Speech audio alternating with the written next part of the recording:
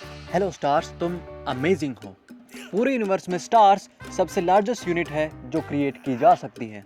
And अगर हम पूरे सोलर सिस्टम का मास देखें तो सन उसका 99.87% आता है, जबकि धरती केवल 0.000003% मास है।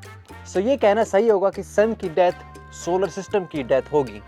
हमारी ऑब्जर्वेशन बताती है कि सन अगले 4.5 टू 4.8 बिलियन सालों में मरेगा, लेकिन अनलाइक कूल स्टार्स हमारा सन एक्सप्लोड नहीं होगा। ये सिंपली बड़ा और बड़ा और बड़ा होता जाएगा एंड धरती को खा जाएगा।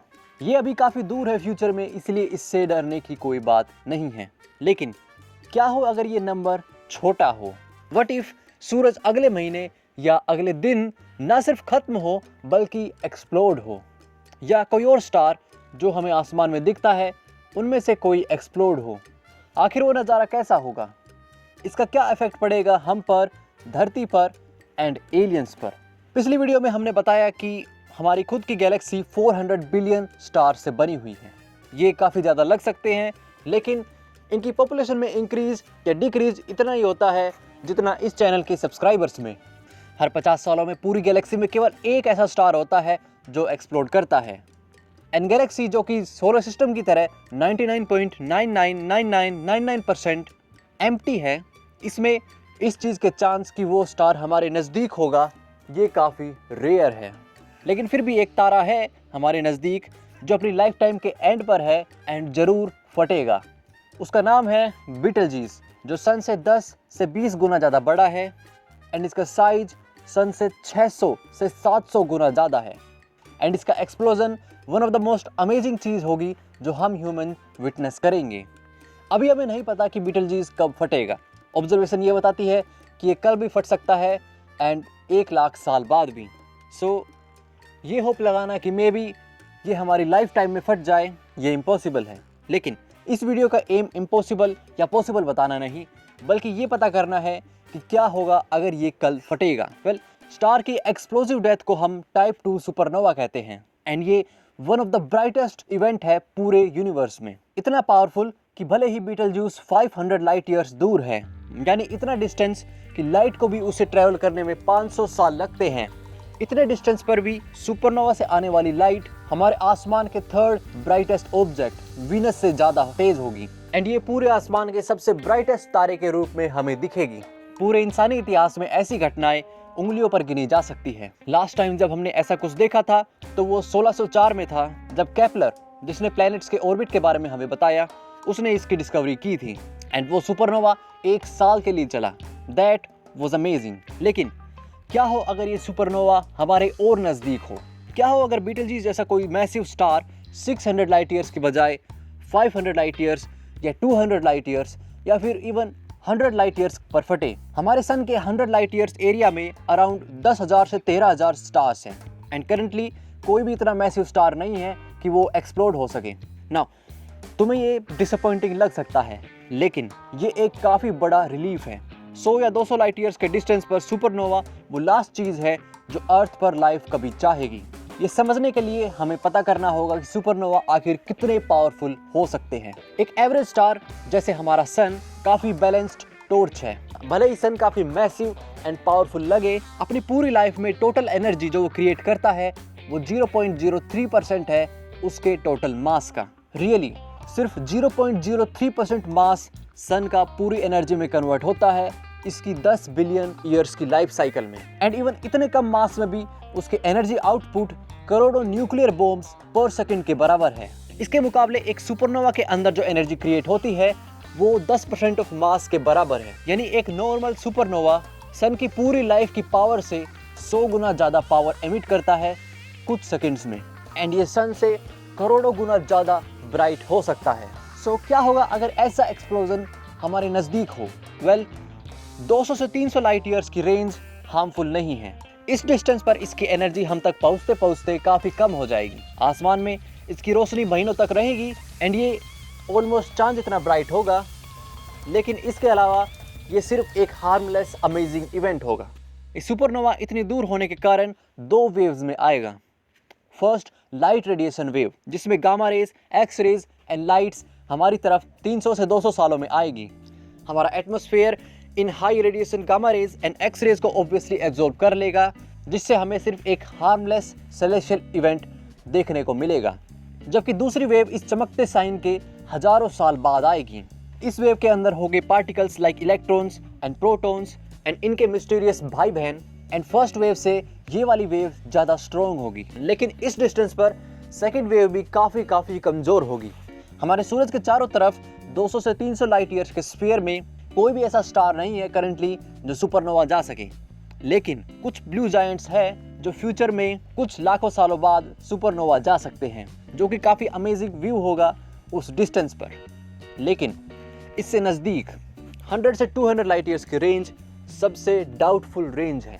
इस रेंज में ब्राइटनेस बढ़ती रहेगी जैसे जैसे डिस्टेंस कम होगा, लेकिन डायरेक्टली आंखों से देखना अभी भी हार्मफुल नहीं होगा।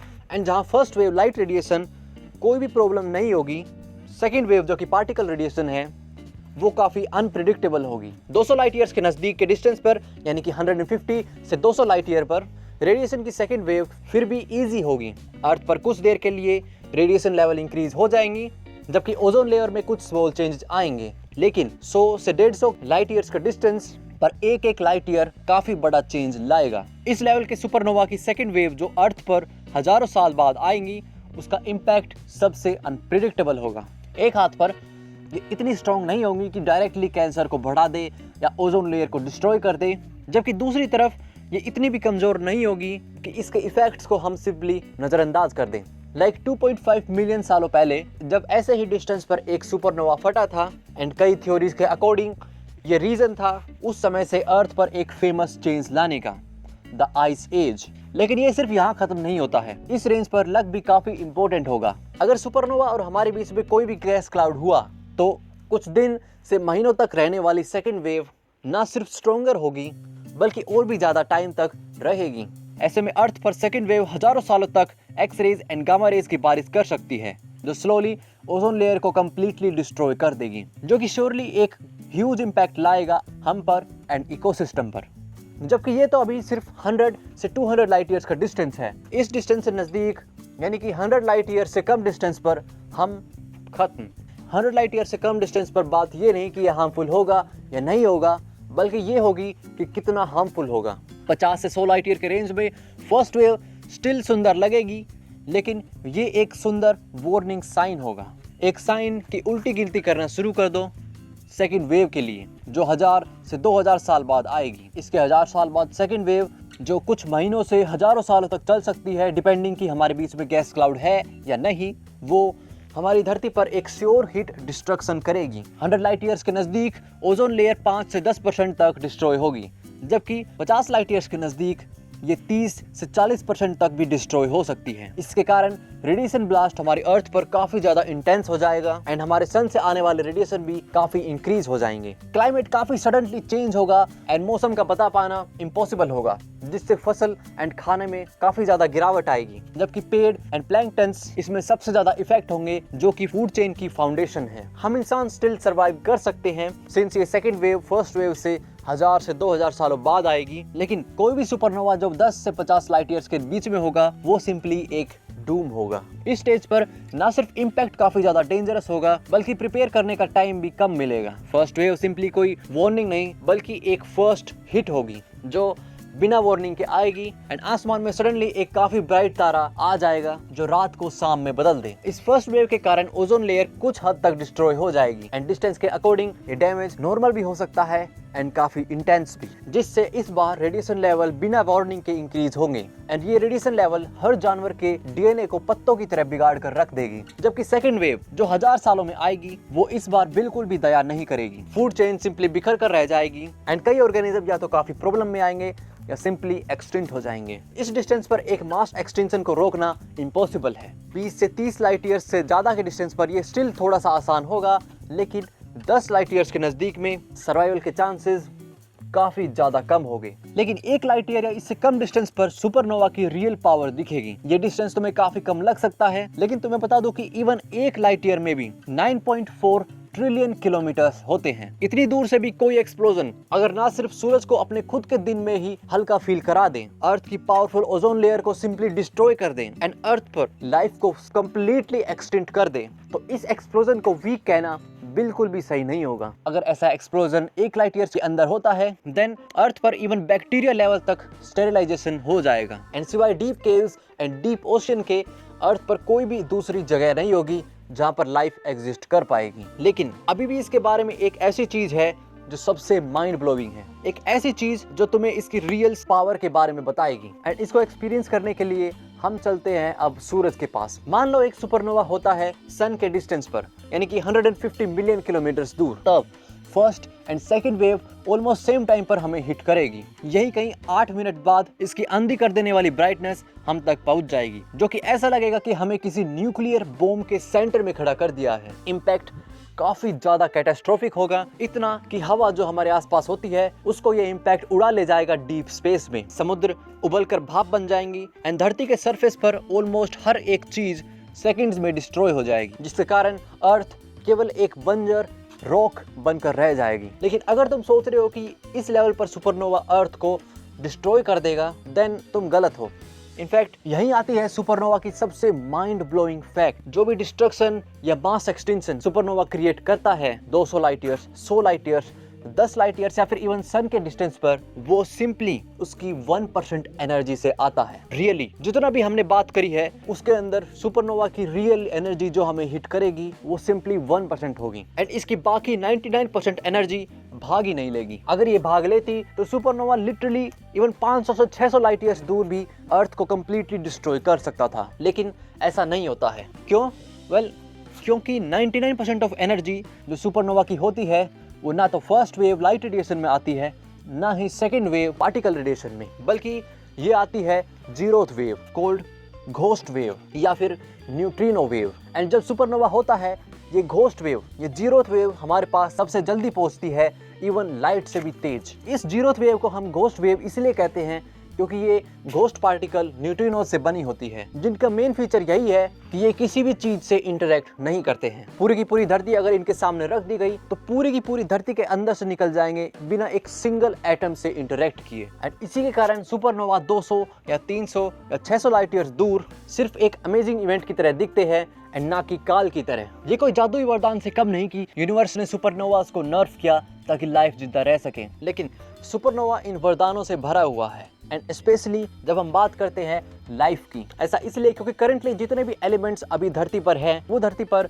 सिर्फ सुपरनोवा के कारण ही प्रेजेंट है। सुपरनोवा इन एलिमेंट्स को हमारे पास भेज देता है काफी हाई स्पीड पर एंड यही एलिमेंट्स लाइफ को क्रिएट करने में जरूरी है। एंड इसीलिए तुम्हें शुक्रिया करना चाहिए कि स्टार का अंत सुपरनोवा के कारण होता है। एंड ना सिर्फ यही, सुपरनोवा यूनिवर्स के लिए भी काफी ज्यादा जरूरी है। क्यों?